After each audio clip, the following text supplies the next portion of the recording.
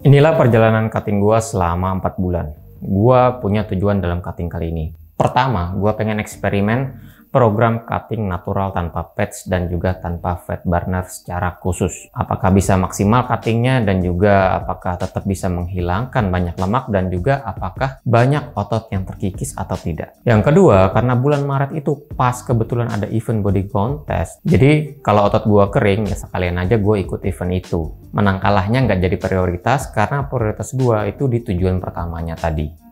Gue mau mulai program cutting di bulan November. Berat badan gue itu di angka 74 kilo. Dengan kalori harian ada di angka 2700 kalau nggak salah. Gue defisit 300 kalori di bulan itu. Gue hampir nggak pakai suplemen di bulan November itu. Whey protein pun kadang-kadang doang. Kreatin juga pas kebetulan lagi off. Dan juga pre-workout juga dari kopi tempait pun sudah cukup. Jadi di situ gue prioritaskan dari fresh food.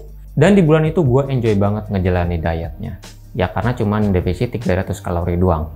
Nggak ada kendala apa-apa. Karbo ya tetap masih pakai nasi putih. Latihan juga tetap prioritaskan beban berat. Kardio sehari 30 menit. Dan gue prioritaskan di akhir latihan beban. Kendalanya di sini, gue bener-bener ngerasa banget malesnya kardio. Cuman tetap gue paksain biar konsisten. Dan di bulan Desember berat gue ada di angka 70 kilo. Jadi gue di sini turun 4 kilo.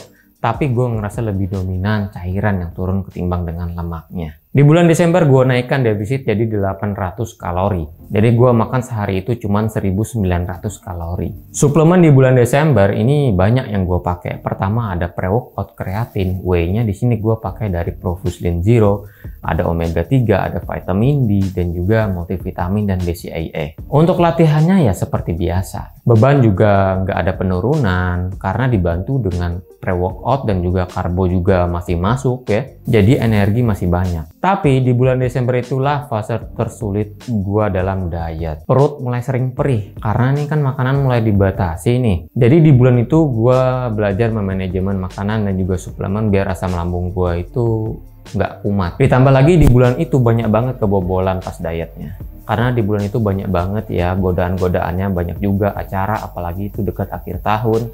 Jadi wah akhirnya ya sudahlah, nggak usah terlalu diambil pusing, yang penting nikmatin aja. Tapi kardio tetap gue kerjakan dan juga gue naikin jadi 40 menit sehari, 20 menit di pagi hari dan juga 20 menit setelah latihan beban. Di sini masih berasa banget malesnya kardio, capeknya kardio. Tapi ya tetap gue paksain, tetap gue harus konsisten ini. Dan di bulan Januari gue turun lagi 4 kilo ya, jadi 66 kilo berat gue di sini. Dan bisa kalian lihat sendiri, gue nggak terlalu banyak kehilangan massa otot dan juga detail ototnya juga sudah mulai terlihat. Dan di bulan itu gue baru ngerasa yang namanya metabolisme turun. Ngapa-ngapain lemes, konsentrasi mulai menurun. Karena di bulan itu gue defisitnya 1100 kalori. Suplemen yang gue pakai sama kayak bulan yang sebelumnya. Whey juga sama, masih pakai Profuslim Zero. Dan di bulan Januari itu gue bisa ngontrol makanan gue. Badan sudah mulai beradaptasi, bahkan mah gue nih yang sering kambuh itu ternyata di bulan itu malah aman loh. Cuman latihannya berasa banget di sini lemesnya. Walaupun udah ditemenin pre-workout, tenaga cepet banget habisnya. Cuman tetap gue pertahankan beban angkatannya. Tapi ya gue kurangin repetisinya ya. Yang biasa dapat 12 repetisi, gue kurangin di 8-10 reps aja cukup. Kardio di bulan itu gue lebih enjoy. Dan lebih enjoy dibanding dengan bulan yang sebelumnya. Padahal durasinya pun malah gue naikin jadi 80 menit ya sehari. 50 menit di pagi hari dan juga 30 menit di setelah latihan beban. Dan pada bulan Februari gue berhasil turun lagi nih jadi 62 kilo, turun 4 kilo lagi nih. Gue ngerasa banget perubahan paling besar itu ada di bagian perut ke bawah. Paha juga ya sudah mulai kelihatan detailnya.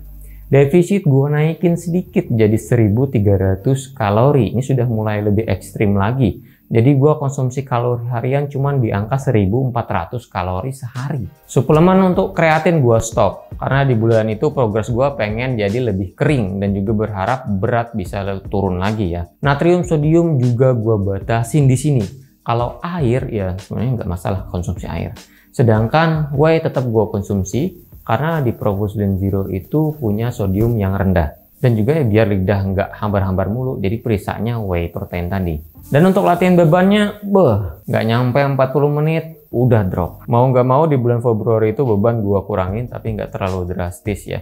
Setidaknya kalau gua mampu ngangkat 8 reps ya udah itu beban gua. Dan kardio sama kayak di bulan sebelumnya 80 menit sehari. Badan terasa ringan buat treadmill, jadi enteng di sini gua kardionya. Cuman ya latihan bebannya aja yang perlu effort tinggi di sini.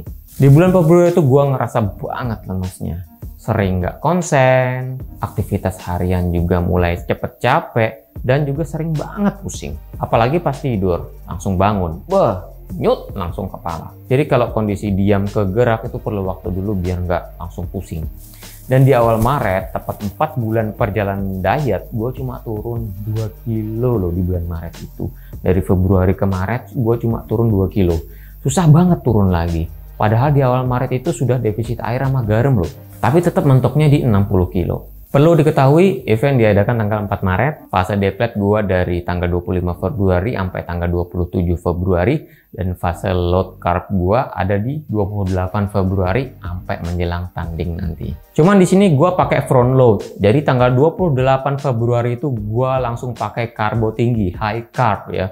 Dan gua turunin karbonya sampai mau menjelang pertandingan. Dan pas tandingnya nanti baru gua up karbonya lagi. Untuk latihannya di Peak Week gua pakai full body workout yang ringan-ringan aja ya, yang penting nge-pump, terus setelahnya lanjut belajar pose. Untuk kardionya tetap gua kerjakan tapi nggak terlalu intens, cuman di pagi hari doang. Karena benar-benar sudah terkuras banget tenaga di sini ya, lemesnya loh minta ampun. Muka juga sudah mulai pucat, kulit juga sudah mulai kering. Untuk suplementasinya gua off pre-workout karena di situ sodiumnya cukup tinggi. Untuk whey protein, omega 3, multivitamin dan mineralnya tetap gua konsumsi karena itu ngebantu banget biar menjaga daya tahan tubuh gua juga.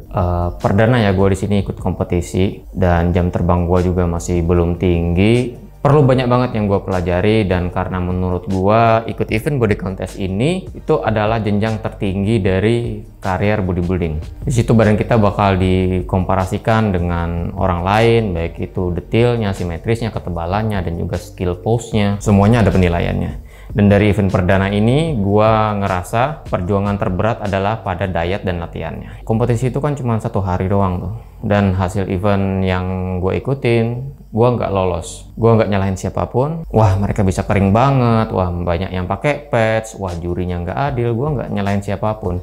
Karena di sini gue sadar diri. Di sini gue belum maksimal. 4 bulan itu ternyata masih belum keras gue kerjakan. Dan kedepannya berarti harus lebih keras daripada 4 bulan yang kemarin. Perlu diingat di sini, gue di sini sebagai natural bodybuilding. Gue nggak pakai pads. Pakai fat burner secara khusus saja nggak, apalagi pakai pads. Karena mindset gue satu, menang kalah event itu nggak jadi masalah. Karena di sini gue udah puas dengan progres gue yang udah sejauh ini. Memang ya berasa banget ya sulitnya ya. Dan tetap gue memprioritaskan kesehatan organ-organ gue. Ya walaupun sebenarnya banyak orang bilang, wah lu banyak keluar duit men, rugi dong. Enggak. Jadi ini adalah tantangan buat gue.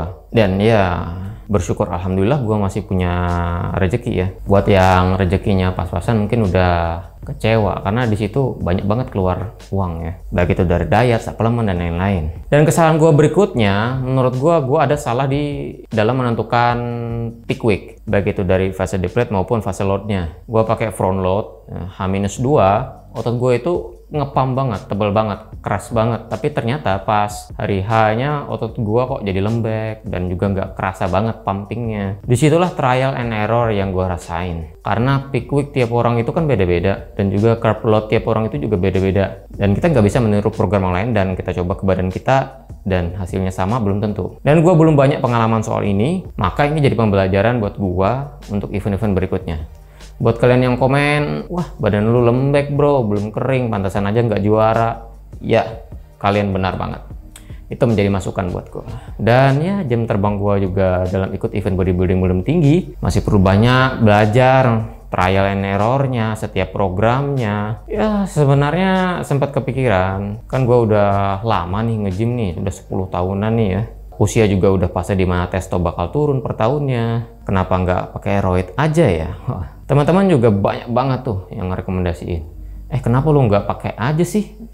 Malu sama junior-junior lu kan pada kebalap terus lu. Di zaman sekarang ya yang namanya pets itu udah berhamburan. Hampir semua atlet binaraga itu pakai. Gue bilangnya hampir, nggak semua ya. Karena banyak juga yang masih natural dan pastinya perlu kerja keras di situ. Ya sebenarnya mau pakai raw weight ataupun natural ya sama-sama harus kerja ekstra juga dong ya. Tapi karena gue nggak pernah ngerasain gimana rasanya pakai patch, kata teman-teman gue sih dietnya itu bakal lebih enjoy, lebih enak, lebih santai, bisa ngangkat beban lebih berat walaupun lagi defisit drastis, dan juga bisa lebih kering katanya karena water retentionnya itu lebih mantap. Dan juga urat-urat semua bakal keluar dan lebih keras otot. Ya kembali lagi karena gue belum pernah nyoba, jadi gue nggak tahu rasanya kayak gimana. Soal experience itu kan tiap orang beda-beda ya. Dan juga di sini gue nggak muna.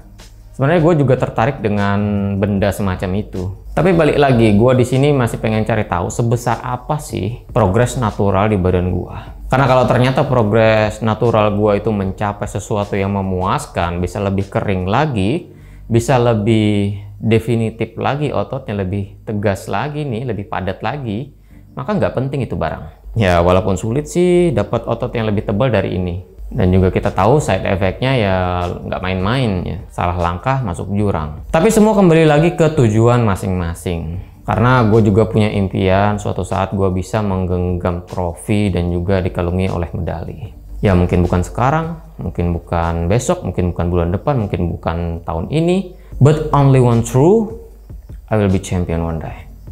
You have to lose your fear of failure. Failure is a part of the process. People who never fail, never try. You have to fail.